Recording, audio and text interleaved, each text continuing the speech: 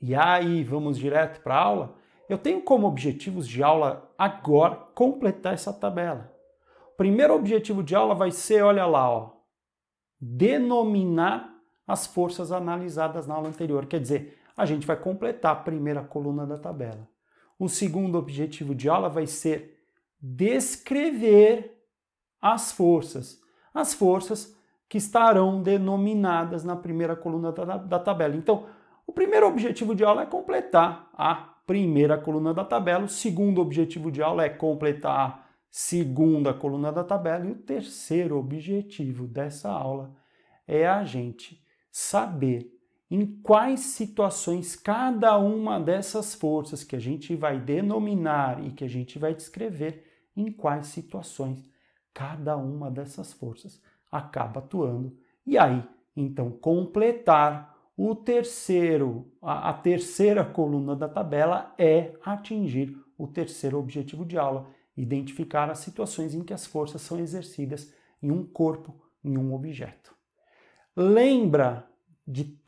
lembra de todos os desenhos da última aula? Olha lá, ó.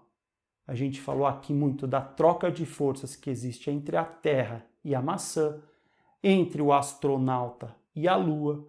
A gente falou da troca de forças entre o bloco e o fio, entre o fio e o teto, entre a mesa e o bloco, entre o trilho e a esfera. São trocas de forças. Nós entendemos que são sempre aos pares. Esses pares são chamados de ação e reação. Falamos também dessa troca de forças, que é a troca de forças que atrapalha a escorregada entre o bloco e o solo, entre a parede e um bloco, a parede é essa daqui, o bloco é esse daqui, mas eu quero agora que você procure no meio de todas essas informações bagunçadas, eu acho que aí vale a pena você pausar o seu vídeo, e eu quero que você procure no meio de todas essas informações bagunçadas quais são os nomes que aparecem para as forças. E aí, quais são esses nomes? Me fala. Você colocou peso, tensor ou tração, normal e força de atrito? Esses são os nomes mesmo. Mas, daqui desse desenho, você sabe como é que é chamada essa força aqui? De atração entre a Terra e a maçã, e uma atração que existe, não vou contar ainda não, mas uma atração que existe entre a Terra e a maçã, ou a atração que existe entre a Lua e o astronauta, como é que é chamada essa força? Essa é a força-peso. Existe um cálculo para essa força-peso que provavelmente você já ouviu falar. A gente calcula o peso, deixa eu colocar aqui o nome, ó, P de peso, aqui eu coloquei pelinha e pelinha. Por que eu resolvi colocar P, pelinha? Só para dizer que este não é igual a esse em módulo, né? Este azul tem o mesmo módulo deste vermelho. Este outro azul tem o mesmo módulo deste outro vermelho, mas este azul e este vermelho não necessariamente têm módulos iguais. Então foi por isso que eu dei nomes diferentes. Mas eu estava comentando com você da equação que provavelmente você já ouviu falar. Como é que a gente calcula a força-peso mesmo? P igual a mg, sendo m a massa e o g a aceleração da gravidade. Deixa eu chamar a atenção para um ponto. A nossa linguagem no dia a dia, muitas vezes a gente fala de quilograma, 60 quilogramas, 70 quilogramas, 80 quilogramas, como se fosse peso.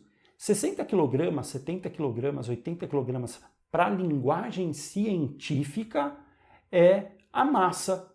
Então, por exemplo, para um corpo de 60 quilogramas, para um objeto de 60 quilogramas, se eu for calcular o peso exercido sobre esse objeto próximo à superfície da Terra, eu teria que fazer, peso é igual a 60, lembra que eu sugeri aí o valor 60, vezes 10, e 60 vezes 10 dá 600 newtons. Quer dizer que um objeto de 60 quilogramas, eu pensei no G próximo à superfície da Terra, aproximadamente a gente usa o valor 10, mas isso significa dizer que um objeto de 60 quilogramas troca com o planeta Terra uma força de 600 newtons. É isso mesmo. Esse objeto puxa a Terra e a Terra puxa o objeto. É uma troca de forças e ela vale 600 newtons. Como é que você calcula esse valor? Você faz 60 vezes 10. Agora, dá 600 newtons. Se a gente pegar esse mesmo objeto e levar esse mesmo objeto para próximo à superfície da Lua, a força trocada vai ter um valor diferente entre o objeto e a Lua. E como é que eu calcularia isso? Eu faria 60 vezes aproximadamente 1,6, que é o valor da aceleração da gravidade próxima à superfície da Lua.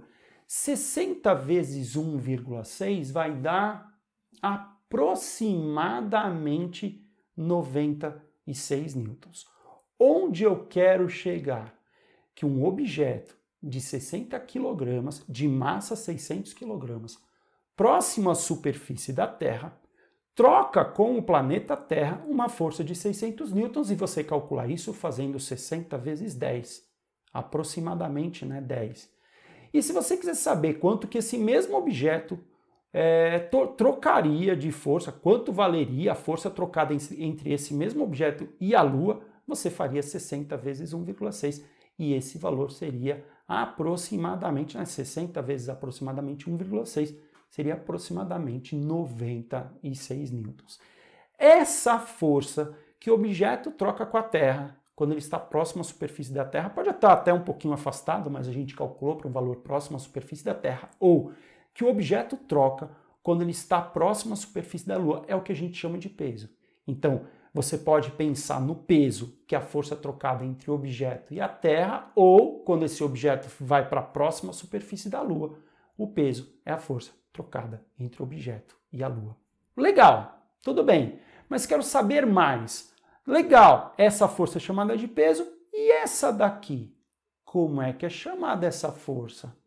Trocada entre um bloco e um fio, ou entre, como a gente viu aqui, o teto e o fio. Como é que ela é chamada? Essa é chamada de força tensora, ou você pode chamar também de força de tração. O que eu estou fazendo? Estou aprimorando e organizando o que a gente viu na última aula, por isso eu estou aproveitando os desenhos da última aula. Aqui eu vou colocar TT de tração, para diferenciar, eu vou chamar essa de telinha e essa aqui de telinha. É isso aí. Para esse caso não existe uma equação pronta como tem para o P igual a mg. Isso não significa dizer que a gente não consiga calcular o valor de tração.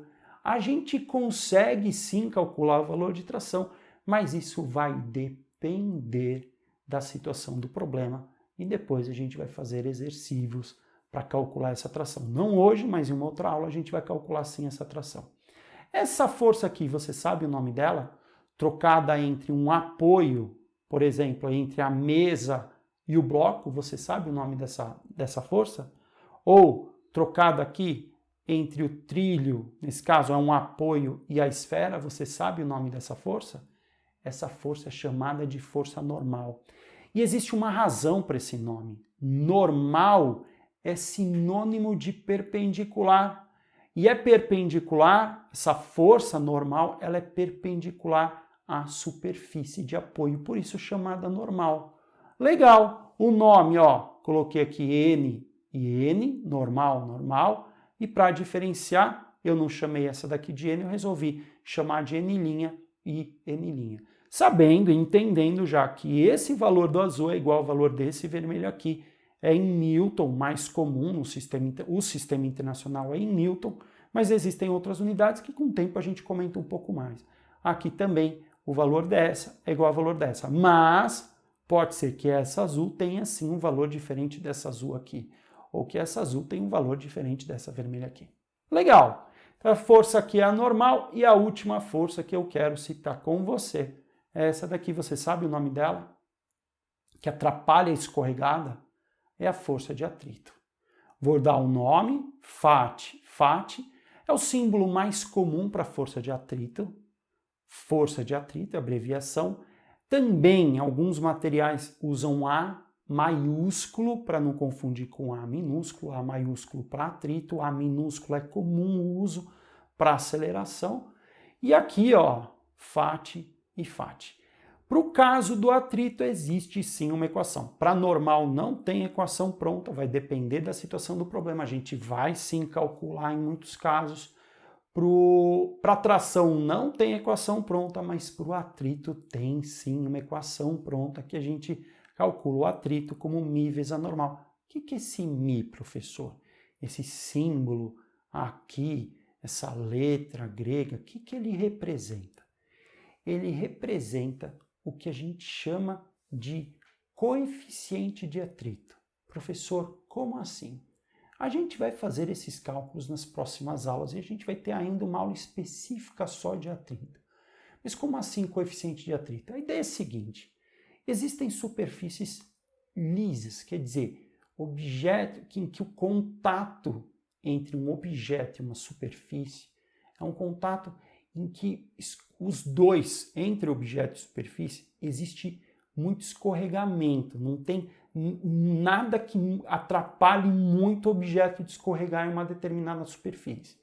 Em um caso como esse, quando o objeto escorrega muito facilmente uma superfície, a gente pode falar de um patinador escorregando em uma pista de gelo.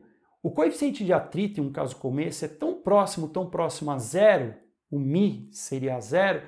Inclusive, se você fizer o cálculo nesse caso, imagina, há um valor bem próximo a zero e a gente aproxima mesmo para zero.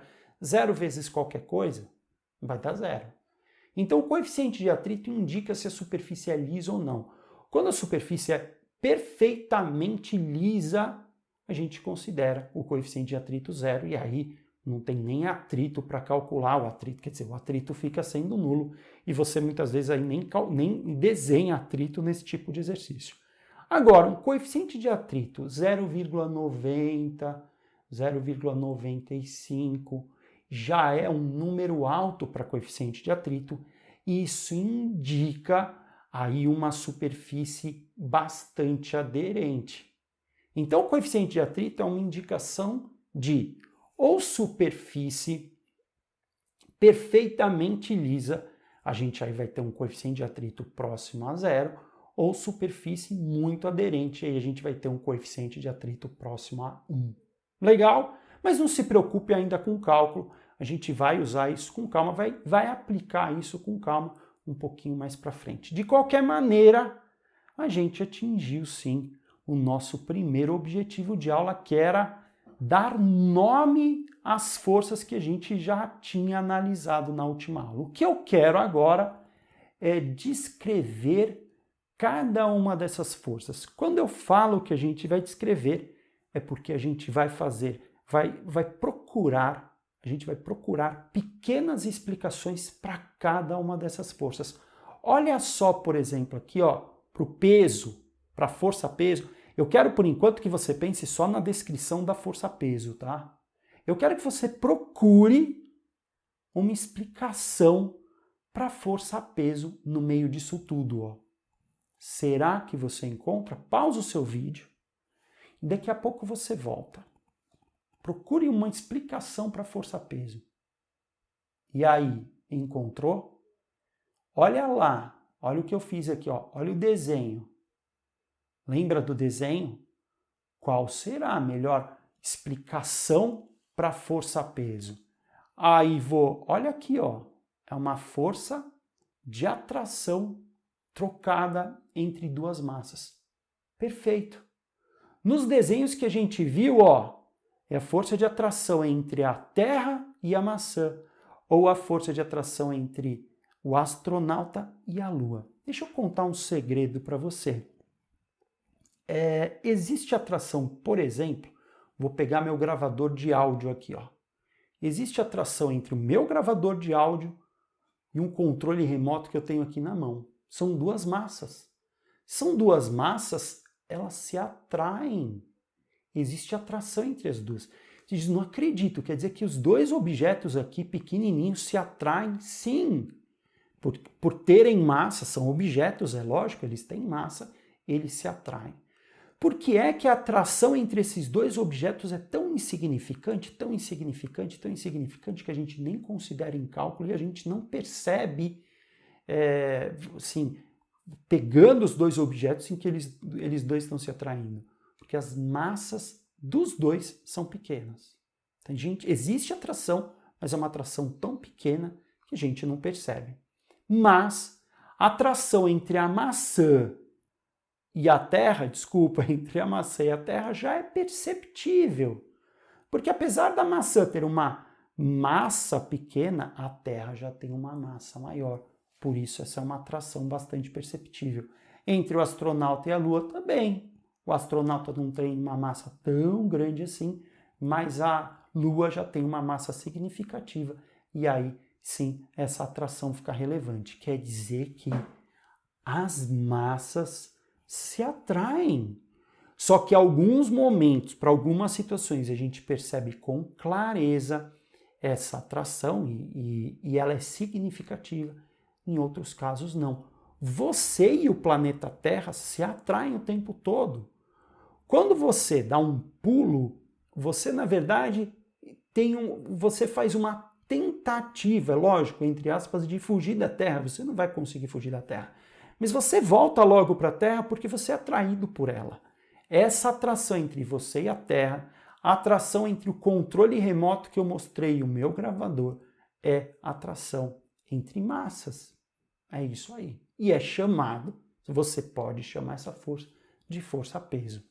Você também pode chamar, se quiser, de força da gravidade, mas a gente vai chamar muito de força-peso. Legal! Então eu já descrevi a força-peso e agora eu quero procurar aí uma descrição para força de tração, força tensor ou força de tração. Qual é a descrição para força de tração? E aí? Olha os desenhos. Já descobriu qual é a descrição, qual é a pequena explicação para a força de tração? Cadê? Opa, aqui, ó. Força trocada entre um fio, ou uma corda, um cabo, um fio esticado e um corpo. Perfeito, é isso aí. A gente acabou de descrever a força de tração. E ele precisa mesmo, esse fio, ficar esticado, porque um fio que não está esticado, ele não está exercendo força nenhuma, ele não está tracionado, tensionado, ele não exerce força de tração quando ele não está esticado. Então, o fio, a corda ou o cabo, sim, precisa estar esticado. E agora uma descrição para a força normal. E aí, qual é a descrição para a força normal? Quer dizer, qual é a pequena explicação para a força normal? Força perpendicular à superfície trocada entre um corpo e um apoio. É isso aí. Olha lá. Ó. Não é? Legal. E a descrição para a força de atrito? Ó, desculpa, deixa eu voltar, passei muito rápido, né? Descrição para a força normal. Força perpendicular à superfície trocada entre um corpo, um objeto e um apoio. E a descrição para a força de atrito, qual que é? Força trocada entre dois materiais rugosos que atrapalham e impedem a tentativa de escorregar. É isso aí. O atrito, às vezes, atrapalha a tentativa de escorregar, quer dizer, o objeto está escorregando, mas o atrito atrapalha essa escorregada. Em outros momentos ele impede mesmo, ele não deixa o objeto escorregar. O objeto quer escorregar naquela superfície, mas o atrito não deixa. A gente vai detalhar mais isso nas próximas aulas. O que eu quero agora, a gente atingiu o segundo objetivo de aula, porque a gente já fez pequenas explicações para essas forças. Eu quero agora que você identifique as situações em que as forças são exercidas em um objeto. Por exemplo, em qual situação o peso atua em um objeto? Quer dizer, quando é que o peso atua em um objeto? E aí? Quando? Quando o objeto estiver em uma região de campo gravitacional. Isso é muito legal. De forma bem objetiva, você quer saber, lá você está analisando objetos, vai ser muito comum análise de objeto, análise dos bloquinhos. E você precisa ter muita objetividade nesse momento. Quer dizer, quando você for analisar as forças que atuam em um objeto, quando é que você vai garantir que tem força-peso atuando? Quando esse objeto estiver em uma região de campo gravitacional. Eu, por exemplo, agora estou em uma região de campo gravitacional da Terra, então tem força-peso atuando em mim. Para um astronauta, se ele estiver longe da Terra, longe da Lua, longe de qualquer planeta, de qualquer satélite, esse astronauta vai ficar localizado, estará em um lugar onde não tem campo gravitacional. Aí você já sabe que para o astronauta não tem força-peso. Mas muitas vezes para os objetos analisados a gente vai sim colocar força-peso, porque geralmente a gente analisa objetos que estão sim próximos à superfície da Terra ou próximos à superfície da Lua. É isso aí. Agora, quando é que a gente pode garantir que tem força de tração atuando em um objeto? Quando? Quando existir um fio ou corda puxando, não é? Isso aí. Tá aqui, ó. O desenho mostra, a gente já entendeu isso. É isso mesmo. Quando é que tem força? Quando é que tem força normal atuando em um corpo? E a gente já está atingindo o terceiro objetivo de aula, hein? Quando esse objeto, esse corpo estiver apoiado. É isso mesmo. Legal. Voltando um pouquinho para o desenho, passei muito rápido, mas quando esse objeto estiver apoiado e quando é que a gente tem força de atrito atuando em um corpo? Quando esse corpo, esse objeto estiver escorregando ou na tentativa de escorregar sobre um material rugoso. É isso mesmo. Você viu que nós atingimos agora os 3 objetivos de aula? Gente, isso daqui é muito legal. Assim, essa parte aqui, ela foi muito legal. Ela é uma base para que a gente consiga depois desenvolver exercícios, principalmente de segunda lei de Newton, e a gente já vai ver que segunda lei é essa, do que ela trata, mas a gente consegue fazer exercícios de segunda lei de Newton fundamentando o início da resolução nessa parte aqui de forma bem objetiva. Você vai se perguntar, será que tem peso atuando no objeto que eu estou analisando? Vai ter peso atuando quando esse objeto estiver em uma região de campo gravitacional. Será que vai ter tração? Vai ter tração quando existir fio ou corda puxando. Será que tem normal? Vai ter normal quando ele estiver apoiado. Será que tem atrito? Vai ter atrito quando esse objeto estiver escorregando ou na tentativa de escorregar sobre uma superfície, um material, uma superfície rugosa ou um material rugoso. Isso a gente vai usar muito. Cuidado com a intuição quando a gente for analisar força, nada de inventar forças.